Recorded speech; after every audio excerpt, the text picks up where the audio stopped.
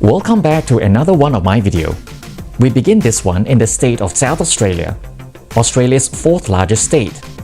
Our focus today will be in Yorke Peninsula, and the location we're heading to is Moonta Mines.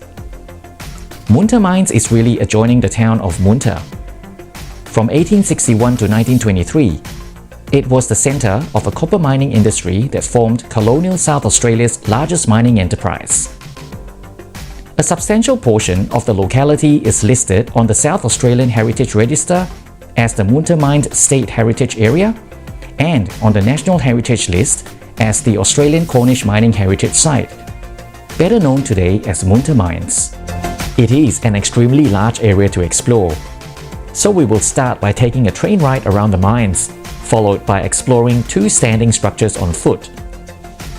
The last two locations are well known to be haunted and have been the subject of extensive paranormal investigations.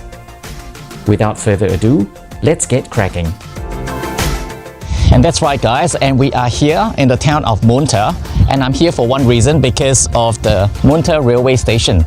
I'm gonna take the train to go around the mines just to take a look at what's there. This episode today, it is actually an extension of another video I made about the Yorke Peninsula, so you might want to check out that video as well before you come on to this one. So in the meantime, let's get onto the train and go around the mines. Let's do this. The National Trust of South Australia operates the Moonta Mines Railway. This entire operation is run solely by volunteers, so do come by when you have the opportunity to show some support. After all, an adult ticket only costs $12, and for school-going children it's $5. The train is pulled by what sounded like a diesel locomotive, and it's named Ryan Express, after the man who started the copper mining craze, Patrick Ryan.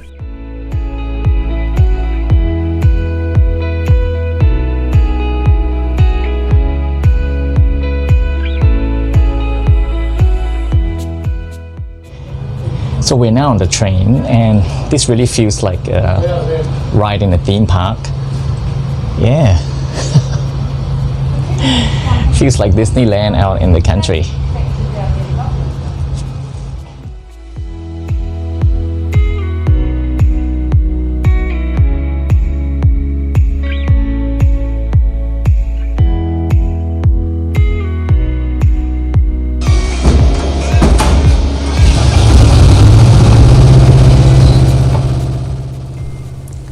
Yes, that engine sounded very much like a lawnmower.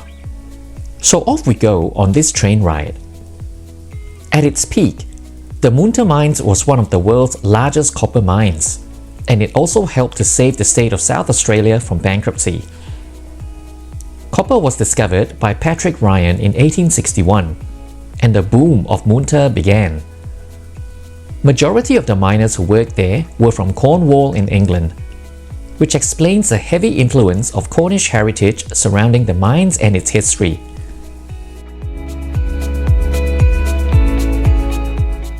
A sign that there is copper in the area is indicated by rocks having a greenish tinge on the surface or green flames rising from campfires.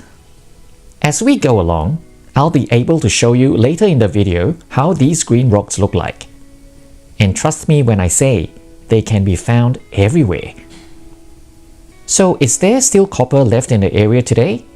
Of course, but they are not of high quality, and it is no longer economically viable to mine them.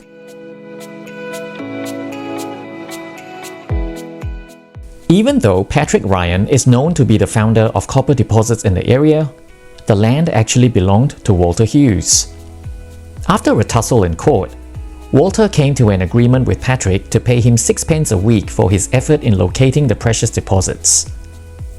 Before the royalties were paid, Patrick unfortunately passed away from alcohol poisoning, and his wife inherited the payments going forward. She eventually became a very wealthy woman because of it. As the years went on, the number of shafts and tunnels dug beneath totaled almost 137 kilometers long. It came to a point the present manpower could not cope with the workload, and word was sent out to Cornwall to encourage more people to move to Australia to work at this mine. At its peak, it employed close to 3,000 people and operated continuously for 62 years. It was finally closed in 1923 after World War I, when the price of copper fell very sharply. These miners were extremely tenacious. In the first 25 years of operations, there was no mechanical means to get them down there to their place of work. So they would arrive at the shaft on top, climb down the ladder for 60 meters, do their 8 hours of work down there, and climb back up the 60-meter ladder and walk home for dinner. Imagine this happening today. Besides mining, Walter Hughes was also concerned about the lack of education in the state. Therefore, he used the wealth generated by the mines to create the foundations of what is known today as the University of Adelaide. As of 2021, Uni Adelaide is ranked 66th in the world out of 10,000 universities. It is presently South Australia's leading university, with lots of their faculties being placed in the top 100 amongst global ranking. We stop at what is perhaps the only original structure still standing on this train journey. Built in 1899, this structure was used as the final stop where the treated copper was washed of any impurities before emerging as the copper we all know. Today, whatever remains of this structure is used as a museum to showcase the treatment process of the day and how it went from start to finish. As we journey back to our starting point, we get a glimpse into how rail travel was an essential part of life in the past. The importance of rail travel have slowly but surely diminished, leaving regional towns with disused railway stations. Some towns have just left these old structures to rot, and they are at the mercy of graffiti artists. In Munter, the old railway station has been converted into an information center for visitors.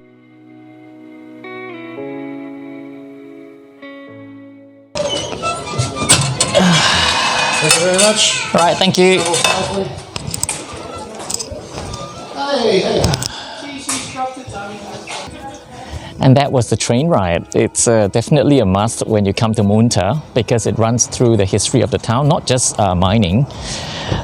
It gives you an idea of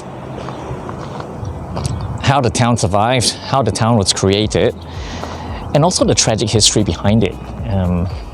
It was they mentioned about an epidemic wiping through this town in the 1800s, and about 600 to 700 children died, which is pretty sad to hear about. Yeah, so I'm gonna explore a bit more of Munter before driving back towards civilization, because today is the day I leave Yorke Peninsula. Unfortunately, it's come to the end of my trip here. All right, so let's explore more of this town. The Munter mines certainly have reasons to be haunted. Many people died while working on this site for a variety of reasons, extending to accidents involving being crushed or health-related problems such as heart issues. Two engine houses that today remain incredibly intact are places where paranormal investigators have attempted to reach out to spirits of the mines. Supposedly, these investigators have had some success and interesting experiences in these areas. Sightings of shadow figures and hearing voices seem to be a common theme. Perhaps the most intact of these engine houses is the Richmond's Engine House. It was a concentrating plant that operated from 1869 until the mine closed in 1923, crushing and concentrating ore from nearby shafts. It is here that audible and unexplained voices are heard, and a general feeling of uneasiness have been reported, especially after dark. It remains to be told just who may be haunting these sites, or if there are other active parts of the Munter mines, given that they stretch over a large area of land.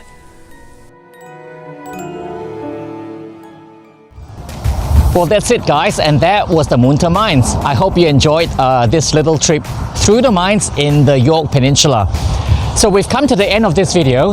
So I put the handle of my Instagram up there, so you can chuck me a follow on my socials, so you can keep up to date with my future travels. You can also hit the subscribe button, and don't forget to tap that notification bell, so you know every time when one of my videos go live on YouTube. Until the next time, I'll see you guys around, and I'll see you for my next one. Bye!